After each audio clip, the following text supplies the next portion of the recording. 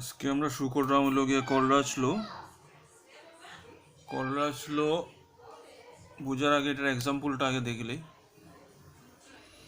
যেমন এটার capital lambda I am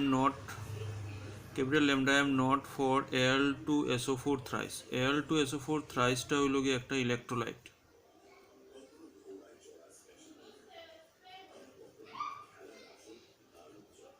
ইলেকট্রোলাইটটা তার লিমিট এটা হইল গিয়া capital lambda molar conductivity of an electrolyte at infinite dilution is equal to the sum of the contributions of ionic molar conductivities Al tripositive ion or SO4 dinegative ion ionic molar conductivities each multiplied by a number, এটা 2 দিয়ে multiply করা হয়েছে, এটা 3 দিয়ে multiply করা হয়েছে, which is present in the formula unit. এটা দুইটা অ্যালুমিনিয়াম আছে, তিনটা সালফেট আছে। তো what is the definition? Limiting molar conductivity of an electrolyte at infinite dilution মানে zero concentration is equal to the sum of the contributions of ionic molar conductivities of individual cation and anion each multiplied by a number which is present in one formula unit. ওটাই লেখা হয়েছে দেখো, the limiting molar conductivity of an electrolyte at infinite dilution is equal to the sum of the contributions of ionic molar conductivities of individual cation and anion each multiplied with a number which is present in one formula unit. Similarly যদি তুমি এটার লিগা তুমি lambda m naught of CaCl2 লইতে লাগে, which is equal to 1 into lambda m naught of Ca dipositive 2 into lambda m naught of Cl negative. তো এখান দিয়ে 1 দিয়ে ইন্টু করছি তাহলে ক্যালসিয়াম একটা আছে, 2 দিয়ে ইন্টু করছি তাহলে ক্লোরিন দুইটা আছে। আর একটা কথা মনে রাখবা, ক্যাপিটাল ল্যামডা দিয়া ইলেকট্রোলাইটে রিপ্রেজেন্ট করা হয় আর স্মল ল্যামডা এম নট দিয়া তোমার আয়ন্স রিপ্রেজেন্ট করা হয়। তো এখানের মধ্যে লেখা হয়েছে যে ক্যাপিটাল ল্যামডা দিয়া তোমার ইলেকট্রোলাইটের লেগে, স্মল ল্যামডা দিয়া আয়ন্স রিপ্রেজেন্ট করা হয়। তো এইসব জিনিস মনে রাখতে লাগে। তখন যদি আমি এটা লিখতে লাগে lambda m not for NH4 twice SO4, তো এটা হইব গিয়া small lambda m not for NH4 positive, এটার লগে কতটা আছে, দুইটা আছে, তাহলে 2 দিয়ে মাল্টিপ্লাই করবে।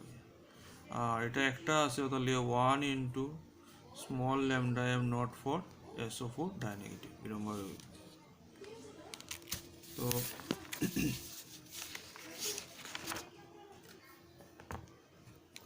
কলরাজ লোর উপরে বেস করিয়া তোমরা দুইটা অঙ্ক করাই দিব। এখন একটা হইতেছে calculate lambda m not for CaCl2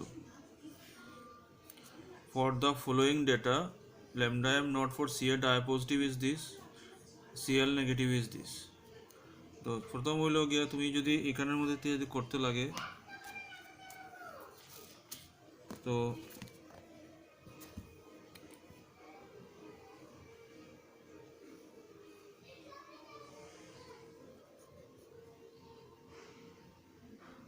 lambda m not for CaCl2 এটা কিতা হইব 1 into lambda m not for C এর উপরে 2 পজিটিভ আর 2 into lambda m not for Cl negative. এখন এটার ভ্যালু তো দেওয়া আছে 119.0 আর এটার ভ্যালু 76.3। এখানেও খালি 2 দেওয়া আছে, তাহলে 2 দিয়ে এটার মাল্টিপ্লাইও করতে লাগবো। তো মাল্টিপ্লাই করিয়া যত আইব এটার ভ্যালুটা লিখতে লাগবো। এটা হইল গিয়ে 119 তো হইল, আর 3 2 যা 6, 6 2 যা 12 এর 2 হাতের 1, 7 2 যা 14 আর 115। এই দুটো অ্যাড করে দিবা, অ্যাড করলে তোমার যেটা আইব 0.61 5 আর 1 6 আর 1 7 112 271.6। এটা ইউনিটটা কি তাহলে সাইমেন সিএম স্কোয়ার মোল ইনভার্স। তো এখানে আইব সাইমেন সিএম স্কোয়ার মোল ইনভার্স।